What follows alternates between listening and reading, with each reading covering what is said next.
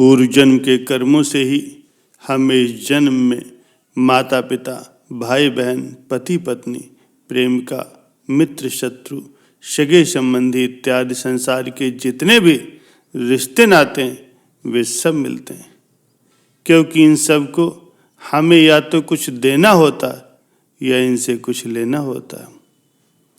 वैसे ही संतान के रूप में हमारा कोई पूर्व जन्म का संबंधी ही आकर के हमारे घर में जन्म लेता है। पूर्व जन्म का कोई ऐसा जीव जिससे आपने ऋण लिया हो या उसका किसी भी प्रकार से धन नष्ट किया हो, वो आपके घर में संतान बन करके जन्म लेता है। आपका धन बीमारी या फिर स्वार्थ के कार्य में तब तक नष्ट करता रहता है जब तक कि उसका हिसाब पूरा नहीं हो जाता।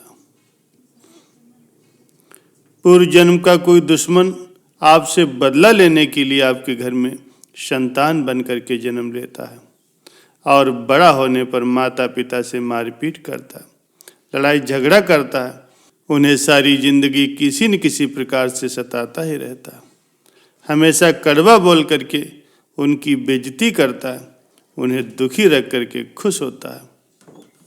इसी प्रकार से पूर्व जन्म में यदि आपने किसी की खूब सेवा की तो वो अपनी की हुई सेवा का ऋण उतारने के लिए आपकी सेवा करने के लिए पुत्र बन करके आता। जो बोया है वही तो काटोगे। यदि आपने अपने माँ बाप की सेवा की है तो ही आपकी औलाद बुढ़ापे में आपकी सेवा करेगी, वरना कोई पानी पिलाने वाला भी पास न होगा। प्यारे सज्जनों, सुनीता मृत्यु देवता यमराज की पुत्री थी। माता पिता के लाड़ प्यार में उदंड हो गई थी। वो देखती थी कि उसके पिता पापियों को दंड देते रहते हैं। वो पाप और पुण्य का अंतर नहीं समझती थी, इसीलिए खेल खेल में किसी के अच्छे कार्य में बाधा डालती और किसी को भी अकारण मारने लगती। ऐसे उदंडतापूर्ण कार्य करके वो बहुत खुश होती थी। एक दिन सुनीता एक गंधर्व कुमार को, जो कि अपनी आराधना में योग मुद्रा में बैठा था, अकारण ही कोड़े से मारने लगी। गंधर्व कुमार पीड़ा से छटपटाता रहा और वो खुशी से उछलती रही। वो इसे खेल समझती थी। इस प्रकार की अपनी करतूतें वो अपने पिता को बताती। पिता उसकी इस उदंडता को बाल सुलभ खेल समझ करके चुप रह जाते। न तो सुनीता को ऐसा करने से वो रोकते, न ही उसे समझाते। बहुत दिनों तक ऐसा ही चलता रहा। एक दिन फिर उस गंधर्व कुमार को, जब वो पूजा पाठ कर रहा था, सुनीता ने मारना शुरू कर दिया और जब असहनीय हो गया तो उसने क्रोध में आकर के श्राप दे दिया। तू धर्मराज की बेटी है, तेरा विवाह एक ऋषि पुत्र से होगा, तेरी एक योग्य संतान भी होगी, पर तेरे इन दुष्ट कर्मों का अंश उसमें व्याप्त रहेगा। सुनीता ने ये बात भी अपने पिता को आकर के बताई। अब धर्मराज को लगने लगा कि उन्होंने बड़ी भूल कर दी। संतान की आदत और उसका स्वभाव पर ध्यान न दे करके उसे कभी भले बुरे का ज्ञान नहीं सिखाया। फलस्वरूप उसे श्राप मिला है, पर अब तो समय हाथ से निकल चुका था। वो बोले, बेटी, किसी निर्दोष तपस्वी को पीट करके तुमने अच्छा काम नहीं किया। बुरे कर्मों को करने के कारण ही तुम्हें यह श्राप मिला है। अब भी संभल जाओ और सदैव अच्छे काम की ओर अपना मन लगाओ। समय बीतता गया। वो कन्या बड़ी हुई तो उसके विवाह की चिंता हुई। उसके शाप को जान करके कोई भी उससे विवाह करने को तैयार नहीं होता था। कौन उससे पैदा होने वाले पापी पुत्र का पिता बनता? जब कोई उपाय न रहा तो रंभा अप्सरा ने उसे मोहिनी विद्या सिखाई।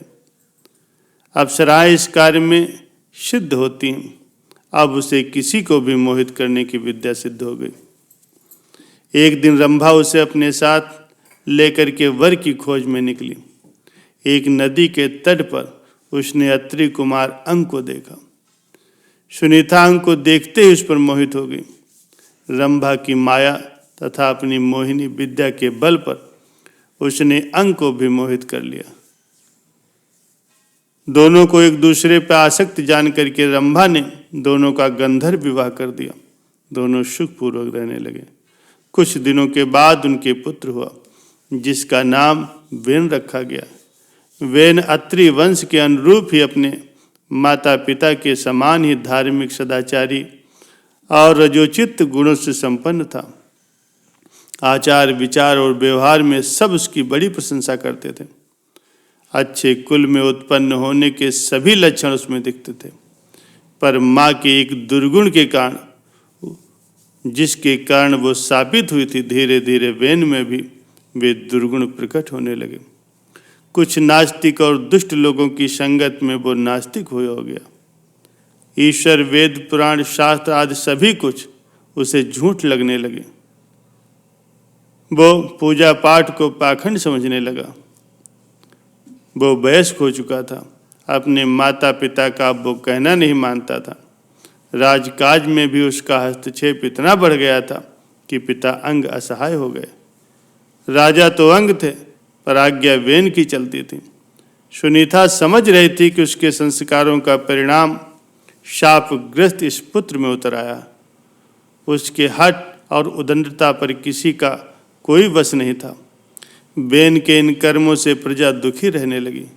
महाराज अंग को अपयश मिलने लगा। जब सब प्रकार से वेन को समझा करके वो हार गए, तो अपयश से बचने के लिए एक दिन निराश होकर के अंग ने चुपचाप घर त्याग दिया। राजा के बिना अराजकता और बढ़ गई। ऋषियों ने अंग पुत्र वेन को राजा बनाया और समझाया, तुम्हारे दुष्कर्मों से दुखी होकर के तुम्हारे पिता ने राज्य त्याग दिया है। अब तुम अपना राजकीय उत्तरदायित्व समझो और सत्कार करके प्रजा को सुख दो। पर वेन राजा बन करके तो और भी अहंकारी हो गया और बोला, आप लोग मुझे ज्ञान मत दीजिए, मैं स्वयं बड़ा ज्ञानी हूँ। ईश्वर, धर्म, शास्त्र आदि मेरे आदेश से स्थापित होंगे। मेरी ही आज्ञा धर्म होगा, शास्त्र वचन होगा। आप लोग मेरी आज्ञा के अनुसार चलिए और मुझमें ही ईश्वर, धर्म और शास्त्रों की छाया देखिए। ऐसे विचारों वाले वेन के कार्यों से देश में अराजकता बढ़ गई। सारे धार्मिक और सत्कार बंद हो गए। प्रजा की सुरक्षा नहीं रह गई। दुष्ट लोगों का बोलबाला हो गया और सभी धार्मिक कार्य बंद हो गए। प्यारे सज्जनों, हर चीज का अंत होता है। पाप का घड़ा जब भर गया तो ऋषियों, मुनियों और प्रजाजनों ने विद्रोह कर दिया। वेन को पकड़ लिया और उसे प्रताड़ित करके राजा के पद से हटा दिया। सत्ता छिन जाने से वह असहाय हो गया। अब वह दूसरों की दया पर निर्भर रहने लगा। ऋषियों ने प्रजा से परामर्श करके उसके पुत्र पृथु को राजा के पद पर प्रतिष्ठित कर दिया और वेन जंगल में चला गया। प्यारे सज्जनों, निश्चय ही अच्छे कुल परिवार का व्यक्ति भी कुसंगत के कारण अपनी मर्यादा भूल करके कुमार्गी हो जाता है। अपने कुल धर्म को भूल करके सबके दुख का कारण बनता है और अंत में अपने इसी आचरण के कारण वो स्वयं ही नष्ट हो जाता है। इसलिए कुसंगत और कुसंस्कारों से हमेशा ही बचना चाहिए।